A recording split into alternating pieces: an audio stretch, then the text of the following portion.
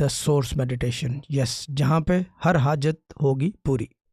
Now the other thing with that is के आज का पेड फीचर है. यस, पीपल आर बेसिकली क्या कहते हैं उसको, आई रियली अप्रिशिएट देम कि they have paid for this call and they have paid for basically a lot of things. Basically they have paid for क्या कहते हैं, एक तो ये कि coming live and the other thing is talking to me and the other thing is कि क्या कहते हैं they will get a gemstone package, call package भी मिलेगा. There's a lot of perks and privileges if you come in the source meditation live for the paid. But the main catch about it is कि diagnostically I check inside out, outside, upside, inside, top side, bottom, every side, every angle. रूहानियत में एक आम आदमी को 4 angle cover करते हैं, क्या कहते हैं, ऊपर नीचे लेफ़्ट राइट, यानी कि ये नॉर्थ वेस्ट साउथ ईस्ट, यानी कि 4 एंगल, ऊपर नीचे नहीं, यानी कि नॉर्थ वेस्ट साउथ ईस्ट.